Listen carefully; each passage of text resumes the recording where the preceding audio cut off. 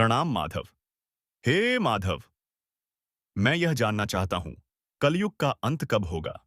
हे पार्थ, कलयुग का अंत जल्द ही होगा, क्योंकि मनुष्यों के अत्याचार के कारण यह धरा धर्म विहीन हो चुकी है। हमारे धर्म ग्रंथों में अनेक रहस्य छिपे हैं और जब हम उन्हें ध्यान से पढ़ते हैं तो हमारे हृदय में गहरी श्रद्धा के साथ साथ आश्चर्य और भय भी उत्पन्न होता है। ऐसा ही वर्णन हमें कल की पुराण और गरुड़ पुराण में मिलता है। इन ग्रंथों में कलयुग के अंत का जो चित्रण किया गया है उसे पढ़कर सचमुच रोंगटे खड़े हो जाते हैं। कहा जाता है कि कलयुग का अंत अत्यंत भयानक होगा।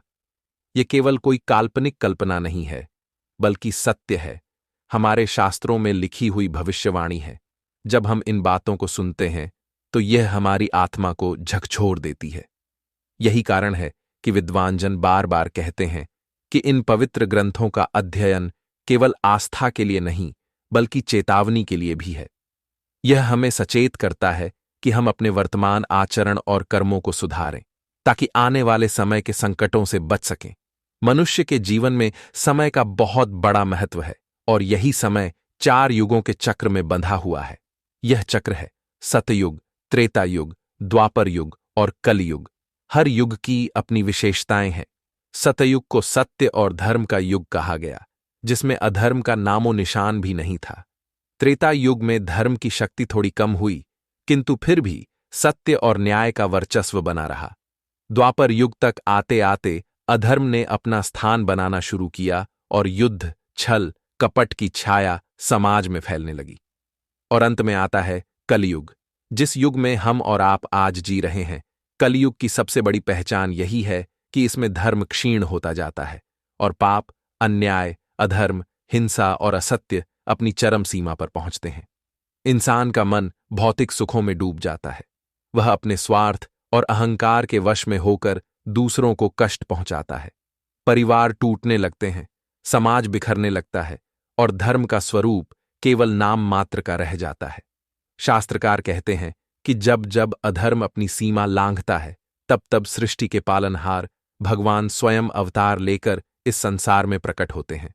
जैसे श्री रामचंद्र जी त्रेता युग में आए और श्री कृष्ण द्वापर में अवतरित हुए, उसी प्रकार कलयुग के अंत में भगवान कल की अवतार लेकर अधर्म और पाप का विनाश करेंगे। मित्रों, जब हम कलयुग के अंत की उस भयावह तस्वीर की कल्पना करते हैं तो मन कांप उठता है। समाज में अराजकता फैलेगी, लोग धर्म कर्म छोड़ देंगे, माता पिता का आदर नहीं करेंगे, रिश्ते नष्ट हो जाएंगे और मनुष्य का जीवन केवल लोभ, क्रोध, हिंसा और पाप का साधन बन जाएगा। प्रकृति भी क्रोधित होगी, अग्नि, जल, वायु और धरती सब अशांत हो जाएंगे। लेकिन हमें यह भी समझना चाहिए कि यह सब वर्णन हमें केवल डराने के लिए नहीं है, यह एक चेतावनी है। भगवान चाहते हैं कि हम अपने आचरण को सुधारें, धर्म के मार्ग पर चलें और पाप से दूर रहें। यदि हम आज ही अपने जीवन में सद्गुणों को धारण कर लें तो यह चेतावनी हमारे लिए कल्याणकारी बन सकती है। इसलिए हे श्रोताओं, यह कथन केवल कोई पुरानी दंतकथा नहीं, बल्कि सत्य है। वह सत्य जो हमें भविष्य की ओर संकेत देता है। यही कारण है कि विद्वान अक्सर कहते हैं कि इन शास्त्रों का अध्ययन केवल आस्था का विषय नहीं, बल्कि चेतावनी है, ताकि हम वर्तमान में अपने आचरण को सुधार सकें। आज हम इन्हीं के बारे में विस्तार से जानेंगे और आपको बताएंगे। हमारा निवेदन है कि इस जानकारी को अंत तक देखें और हमारे साथ बने रहे। कलयुग के अंत की कहानी को जानने से पहले आइए कुछ उन पहलुओं को समझते हैं जो सृष्टि के चक्र को समझने में महत्वपूर्ण है। इन 4 युगों सतयुग, त्रेता युग, द्वापर युग और कलयुग के बीच का अंतर ही हमें यह समझने में मदद करता है कि क्यों समय के साथ धर्म और सत्य की शक्ति कम होती जाती है और पाप व अधर्म का प्रभाव बढ़ता जाता है। सबसे पहले हम उस कहानी को जानेंगे जो इन पवित्र ग्रंथों में विस्तार से लिखी गई है। इसके बाद हम आपको वे सभी दृश्य बताएंगे जो मनोरंजक होने के साथ साथ भयावह भी हैं, ऐसे दृश्य जो कलयुग के अंत में घटित होंगे। यह कथाएं केवल कल्पना नहीं, बल्कि सजीव चित्रण है। इनमें भविष्य का परिचय तो मिलता ही है, साथ ही यह स्पष्ट संदेश भी है कि इंसान को अपने विचारों और कर्मों पर नियंत्रण रखना कितना आवश्यक है। तो आइए हमारे साथ इस यात्रा में बने रहिए। क्योंकि यह केवल ज्ञानवर्धक नहीं होगी बल्कि आपके मन को गहराई से सोचने पर भी विवश कर देगी। हिंदू शास्त्रों के अनुसार सृष्टि 4 युगों के चक्र में घूमती रहती है। कलयुग की आयु 4,32,000 वर्ष मानी गई है। यह विवरण हमें भागवत पुराण, विष्णु पुराण, लिंग पुराण और वायु पुराण जैसे कई प्रामाणिक ग्रंथों में मिलता है। विद्वान बताते हैं कि कलयुग का आरंभ महाभारत युद्ध के बाद द्वापर युग के अंत में हुआ था। अब तक लगभग 5,000 वर्ष बीत चुके हैं और शेष अभी भी लगभग 4,27,000 वर्ष पड़े हैं। यह सुनकर ही मनुष्य चकित रह जाता है कि यह युग कितना विशाल और लंबा है। लेकिन इस लंबे समय में मनुष्य की प्रवृत्तियों, समाज की दशा और धर्म की स्थिति कैसी होगी, इसका वर्णन पुराणों में अत्यंत सजीव रूप से किया गया है। इन ग्रंथों में कलयुग के लक्षणों, मनुष्य के व्यवहार और इसके अंत के संकेतों का इतना स्पष्ट चित्रण है कि हम स्वयं अपने चारों ओर देखकर उसकी झलक पा सकते हैं। यही कारण है कि हमें यह केवल कथा न लगकर एक जीवित सच्चाई प्रतीत होती है। अब मित्रों, चलिए बिना किसी विलंब के सुनते हैं कलयुग के अंत की वह पवित्र कथा जो हमारे ऋषियों और महापुरुषों ने अपने दिव्य ज्ञान से हमें दी है।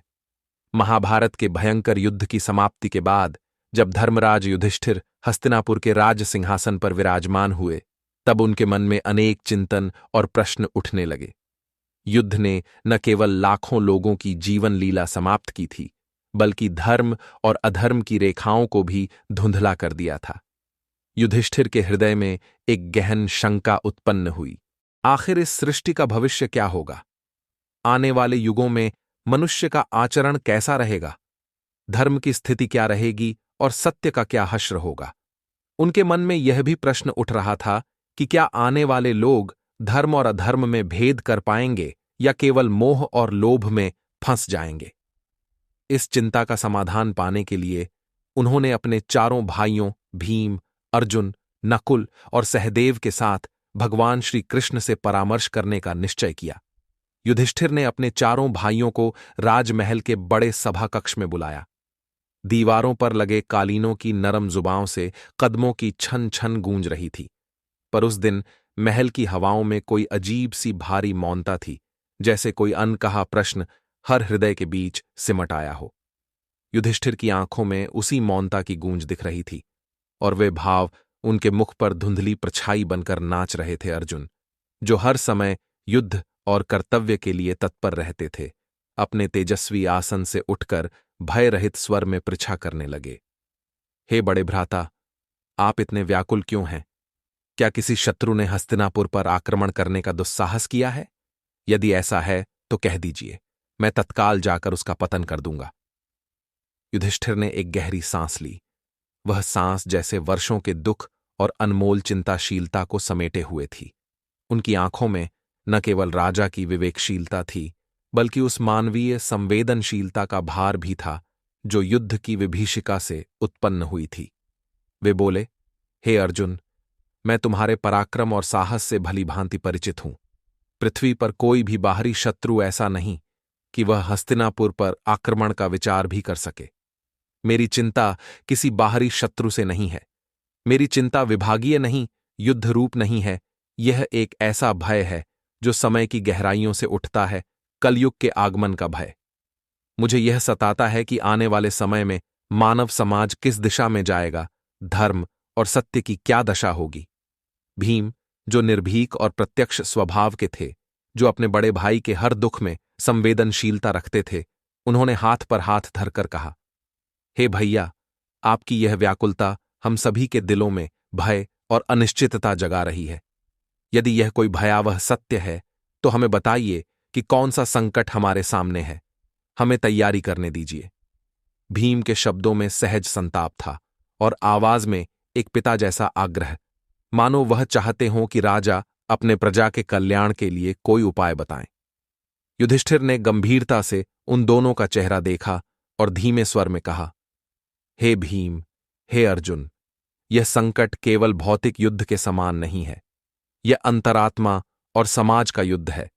जब मनुष्य का मन सत्य से दूर होता है, जब धर्म की ज्योतियां मंद पड़ जाती हैं, तब भीतर ही भीतर विनाश का बीज अंकुरित होता है। कलयुग वह समय है जब धर्म ध्वज कमजोर पड़ेंगे और अनेकों दोष और विकृतियां समाज में प्रबल हो उठेंगी। कर्ण, नकुल और सहदेव भी सभा में बैठे थे। सबके मुख पर एक ही प्रश्न का प्रतिबिंब था। नकुल सहदेव का संयम और सौम्य स्वभाव भी उस सन्नाटे को सहला रहा था।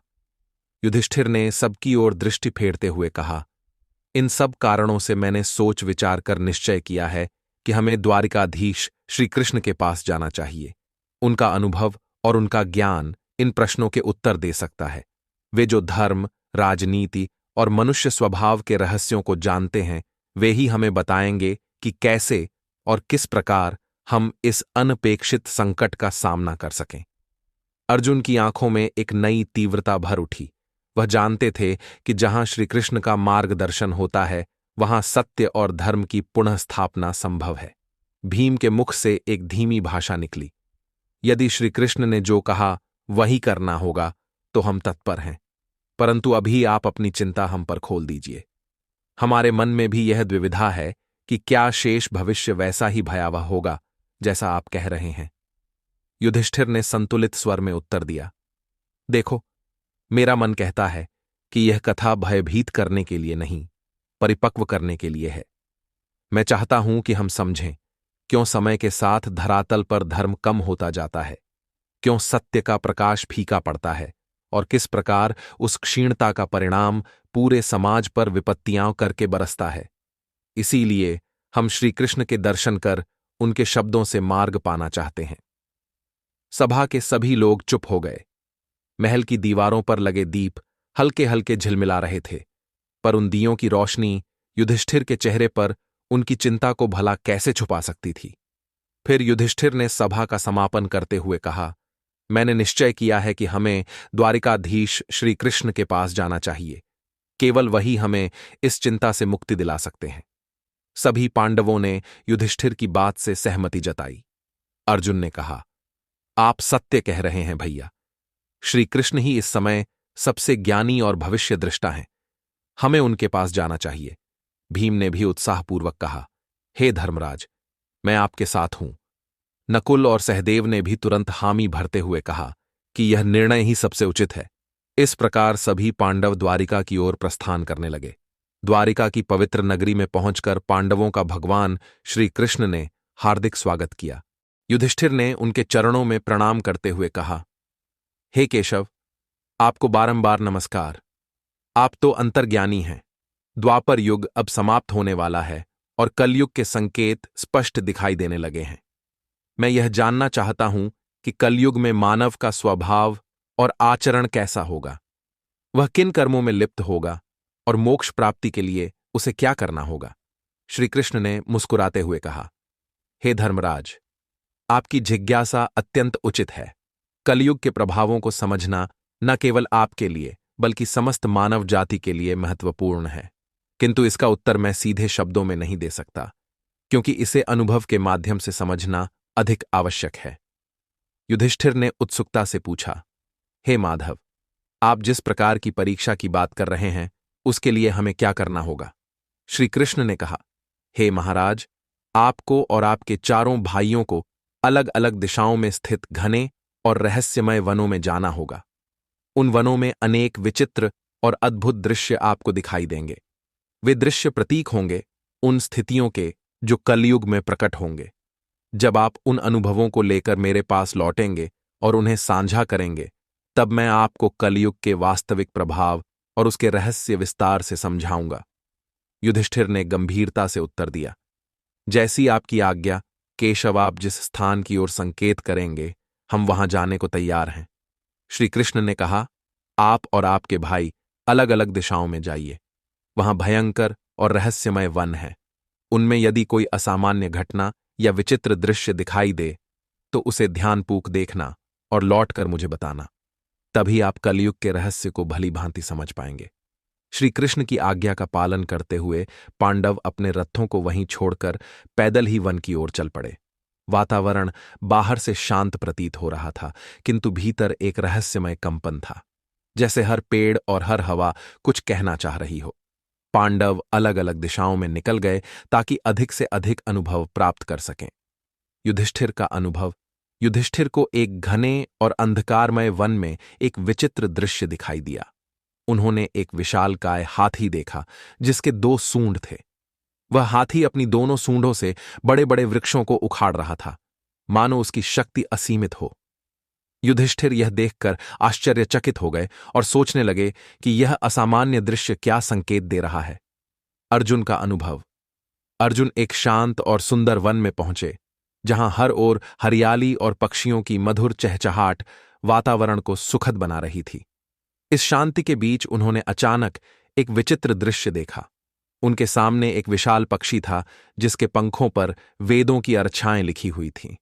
यह पक्षी दिखने में पवित्र और ज्ञान का प्रतीक लग रहा था, किंतु उसी समय उसने मृत जीवों का मांस खाना शुरू कर दिया।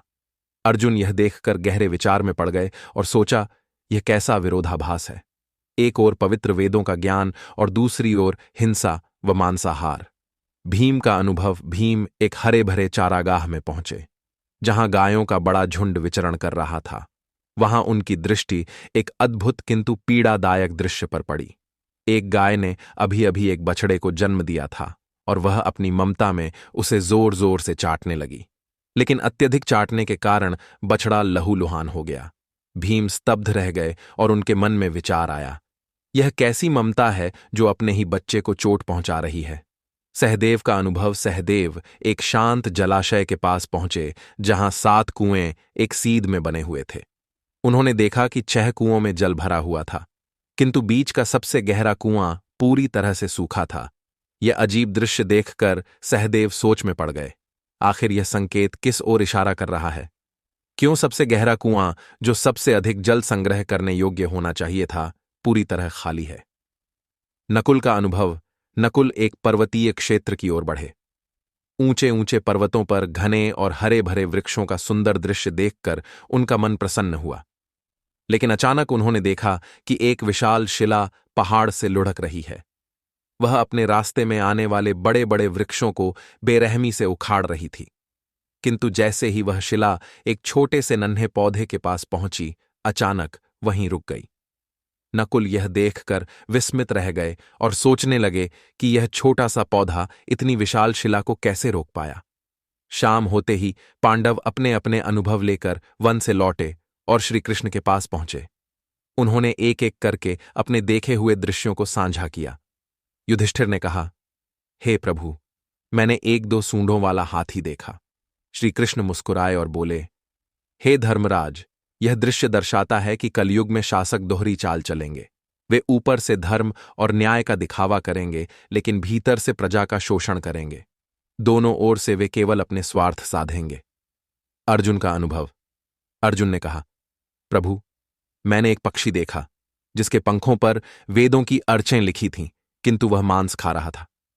श्री कृष्ण ने उत्तर दिया, हे अर्जुन, कलयुग में विद्वान और पंडित कहलाने वाले लोग ज्ञान तो रखेंगे, किंतु उनके हृदय पवित्र नहीं होंगे। वेदों और धर्म का प्रयोग केवल धन और प्रतिष्ठा पाने के लिए करेंगे। उनका आचरण ज्ञान के विपरीत होगा। भीम का अनुभव। भीम ने कहा, प्रभु, मैंने देखा कि एक गाय ने अपने बछड़े को इतना छांटा कि वह घायल हो गया। श्री कृष्ण ने कहा, हे भीम, कलयुग में माता पिता का अति स्नेह बच्चों के लिए बंधन बन जाएगा। वे प्रेम तो देंगे, लेकिन वह प्रेम बच्चों को आत्मनिर्भर बनने से रोक देगा। ममता का अतिरेक भी पीड़ा का कारण होगा। सहदेव का अनुभव। सहदेव ने कहा, प्रभु, मैंने 7 कुओं में से देखा कि बीच का सबसे गहरा कुआं पूरी तरह सूखा था, जबकि बाकी 6 कुओं में पानी भरा हुआ था। श्री कृष्ण ने कहा, हे सहदेव, कलयुग में लोग बाहरी रूप से तो समृद्ध और धनवान दिखाई देंगे, किंतु उनके भीतर करुणा और सहयोग की भावना नहीं होगी। पड़ोस में कोई भूखा प्यासा मर भी रहा होगा, तब भी लोग आंख मूंदकर अपने स्वार्थ में डूबे रहेंगे। यह स्वार्थपरता ही कलयुग की सबसे बड़ी पहचान होगी। नकुल का अनुभव। नकुल ने कहा, प्रभु, मैंने एक विशाल शिला को पहाड़ से लुढ़कते देखा, जो अपने मार्ग में आने वाले बड़े बड़े वृक्षों को उखाड़ रही थी, किंतु एक छोटा सा पौधा उसके सामने आकर उसे रोक देता है। श्री कृष्ण ने उत्तर दिया, हे नकुल, यह दृश्य दर्शाता है कि कलयुग में धन, शक्ति और सत्ता किसी को भी विनाश से नहीं बचा पाएंगे। लेकिन यदि कोई व्यक्ति सच्चे मन से भगवान का नाम ले और भक्ति में स्थिर रहे तो वह नन्हे पौधे की तरह हर संकट को रोक सकता है। यही भक्ति इस युग में मनुष्य का सबसे बड़ा सहारा होगी। यह प्रसंग यहीं समाप्त होता है, लेकिन गरुड़ पुराण में एक प्रसंग आता है जब गरुड़ जी ने भगवान विष्णु से प्रश्न किया, हे प्रभु, 4 युगों सतयुग, त्रेता युग, द्वापर युग और कलयुग में कलयुग को सबसे भयावह क्यों माना जाता है? इसके अंत के क्या संकेत होंगे और यह युग किस प्रकार समाप्त होगा? भगवान विष्णु ने उत्तर दिया, हे गरुड़, कलयुग में अधर्म, स्वार्थ और पाप का बोलबाला होगा। इसके अंत समय में कुछ विशेष संकेत प्रकट होंगे जो सृष्टि के विनाश की ओर संकेत करेंगे। आइए उन 5 प्रमुख संकेतों को समझते हैं। पहला संकेत, मानव आयु का ह्रास। कलयुग के अंतिम दौर में मनुष्य की आयु अत्यंत कम हो जाएगी। औसतन जीवन केवल 20 वर्षों तक सीमित रह जाएगा। लोग 12 वर्ष की आयु में ही वृद्धावस्था के लक्षण दिखने लगेंगे। बाल सफेद हो जाएंगे, चेहरे झुर्रियों से भर जाएंगे और शरीर रोगों से ग्रस्त हो जाएगा। यह शारीरिक पतन केवल शरीर का ही नहीं बल्कि मानव की जीवन शैली और नैतिकता के पतन का भी परिणाम होगा। लोग अस्वास्थ्यकर भोजन, अनियमित दिनचर्या और तनावपूर्ण जीवन के कारण शारीरिक और मानसिक रूप से कमजोर हो जाएंगे। स्त्रियां मात्र 8 से 9 वर्ष की आयु में ही संतान को जन्म देने लगेंगी, किंतु उनकी दुर्बलता इतनी होगी कि वे बच्चों का पालन पोषण ठीक से नहीं कर पाएंगी। बच्चे कुपोषण और कमजोरी से ग्रस्त होंगे, जिससे आने वाली पीढ़ियां लगातार अशक्त और रोगी बनती जाएंगी। इससे पारिवारिक और सामाजिक ढांचा पूरी तरह चरमरा जाएगा। लोग अपनी भौतिक इच्छाओं की पूर्ति में इतने उलझ जाएंगे कि रिश्तों और परिवार के प्रति उदासीन हो जाएंगे। इस संकेत से स्पष्ट है कि कलयुग के अंतिम समय में मानव की शारीरिक और मानसिक शक्ति का पूर्ण ह्रास होगा। समाज में अव्यवस्था, अशांति और अराजकता बढ़ेगी। आपसी प्रेम और विश्वास टूट जाएगा और केवल स्वार्थ ही जीवन का आधार बनेगा। यह स्थिति हमें चेतावनी देती है कि यदि संतुलित जीवन शैली और नैतिकता का पालन न किया गया तो आने वाली पीढ़ियां अंधकार में डूब जाएंगी। दूसरा संकेत, पतिव्रता, स्त्रियों का लोभ। कलयुग के अंत में नैतिकता और धर्म का इतना अधिक पतन होगा कि पतिव्रता स्त्रियां लगभग लुप्त हो जाएंगी। एक स्त्री कई पुरुषों के साथ संबंध स्थापित करेगी, जो समाज में नैतिक पतन और पारिवारिक विघटन का सबसे बड़ा संकेत होगा। उस समय विवाह और रिश्तों की पवित्रता समाप्त हो जाएगी। लोग धार्मिक कार्यों जैसे पूजा पाठ, श्राद्ध, अंतिम संस्कार और विवाह जैसे संस्कारों से पूरी तरह विमुख हो जाएंगे। जल की कमी के कारण लोग स्नान करना बंद कर देंगे, जिससे न केवल शारीरिक स्वच्छता बल्कि आध्यात्मिक पवित्रता भी नष्ट हो जाएगी। भोजन की आदतों में भारी परिवर्तन होगा। मांसाहार का बोलबाला होगा और सात्विक आहार जैसे फल, सब्जियां और अनाज दुर्लभ हो जाएंगे। लोग अपने पहनावे में भी भौतिकता को प्राथमिकता देंगे। वे चमकीले, तंग और भड़कीले वस्त्र पहनेंगे, जो उनकी आंतरिक साधना और आध्यात्मिकता से दूरी को स्पष्ट रूप से दर्शाएंगे। समाज का वातावरण स्वार्थ, लालच, धोखा और कपट से भर जाएगा। रिश्तों में विश्वास की कमी होगी और लोग केवल अपनी सुख सुविधाओं और भौतिक इच्छाओं के लिए जींगे। धर्म और कर्तव्यों से विमुख होकर वे केवल सांसारिक सुखों की तलाश करेंगे। यह स्थिति सामाजिक अविश्वास, अशांति और अनैतिकता को और बढ़ावा देगी। इसलिए गरुड़ पुराण यह शिक्षा देता है कि केवल धर्म और नैतिकता ही समाज को स्थिर और सौहार्दपूर्ण बना सकते हैं। तीसरा संकेत, वृक्षों का फलहीन होना। कलयुग के अंत समय में प्रकृति पर भीषण संकट छा जाएगा। वृक्ष फल और फूल देना बंद कर देंगे और केवल शमी वृक्ष ही जीवित रहेंगे। लोग शाकाहार को लगभग पूरी तरह त्याग देंगे और मांसाहार पर निर्भर हो जाएंगे। भोजन तामसिक और रोगकारी होगा, जिससे लोग अल्पायु में ही गंभीर बीमारियों का शिकार हो जाएंगे। गायों की पूजा का महत्व समाप्त हो जाएगा। लोग उन्हें केवल दूध और मांस के लिए पालेंगे। यह संकेत प्रकृति के प्रति मानव की लापरवाही और अंधाधुंध दोहन का परिणाम है। वनों की अंधाधुंध कटाई, प्रदूषण और प्राकृतिक संसाधनों के दुरुपयोग से पर्यावरण का संतुलन पूरी तरह बिगड़ जाएगा। वृक्षों का फलहीन होना और जलवायु असंतुलन समाज में भोजन की भारी कमी पैदा करेगा। लोग भूख और कुपोषण से ग्रस्त होंगे और आने वाली पीढ़ियां लगातार दुर्बल होती चली जाएंगी। यह स्थिति हमें चेतावनी देती है कि प्रकृति का संरक्षण और उसके प्रति सम्मान ही मानव अस्तित्व को बचा सकता है। चौथा, संकेत। अल्पवृष्टि कलयुग के अंतिम चरण में वर्षा अत्यंत कम हो जाएगी। खेतों में अन्न का उत्पादन लगभग बंद हो जाएगा। जो थोड़ा बहुत अन्न उगेगा वह बेमज्जा, रसहीन और पोषक तत्वों से रहित होगा। फलों में मिठास और रस का अभाव हो जाएगा। लोग भोजन और पानी के लिए तड़पेंगे। उस समय केवल बकरियों का दूध ही एकमात्र सहारा होगा, जो प्राकृतिक संसाधनों की भयावह कमी को स्पष्ट रूप से दर्शाएगा। यह स्थिति सामाजिक और आर्थिक संकट को और गहरा कर देगी। लोग जीवन की मूलभूत आवश्यकताओं जैसे भोजन और जल के लिए संघर्ष करेंगे। खेती और कृषि कार्य पूरी तरह ठप हो जाएंगे। इससे समाज में भुखमरी, अशांति और हिंसा बढ़ेगी। यह संकेत बताता है कि पर्यावरणीय विनाश और मानव की लापरवाही ही आने वाले संकटों की जड़ है। गरुड़ पुराण इस प्रसंग के माध्यम से हमें याद दिलाता है कि प्रकृति का संरक्षण, संतुलित जीवन और धर्म पालन ही मानवता को बचा सकते हैं। इसके बाद भगवान विष्णु और गरुड़ जी का यह प्रसंग समाप्त होता है। आइए अब जानते हैं कि किस तरह से कलयुग का अंत होगा। कलयुग के अंत का सबसे भयावह संकेत होगा 7 सूर्यों का उदय। भगवान विष्णु स्वयं सूर्य की अग्निमय किरणों में विराजमान होकर समस्त पृथ्वी का जल सोख लेंगे। 7 सूर्यों की तीव्र तपिश से नदियां, समुद्र, तालाब, झीलें सब सूख जाएंगे। पृथ्वी का हर जीव, हर वृक्ष और हर पर्वत उस असहनीय गर्मी से झलकर राख हो जाएगा। धरती की सतह पर केवल धधकती हुई राख और राख से उठता धुआं रह जाएगा। यह दृश्य संपूर्ण सृष्टि के अंत का उद्घोष होगा। इसके बाद भगवान विष्णु रुद्र रूप धारण करेंगे और ऐसे प्रचंड मेघ उत्पन्न करेंगे जो 100 वर्षों तक लगातार बरसेंगे। यह वर्षा साधारण वर्षा नहीं होगी। उसकी बूंदें वज्र के समान कठोर और प्रलयकारी होंगी। प्राचीन काल से ही शास्त्रों और पुराणों में यह उल्लेख मिलता है कि जब जब इस सृष्टि में धर्म का ह्रास होता है और अधर्म, पाप तथा अन्याय अपनी सीमा लांघ जाते हैं, तब सृष्टि का स्वाभाविक क्रम भंग हो जाता है।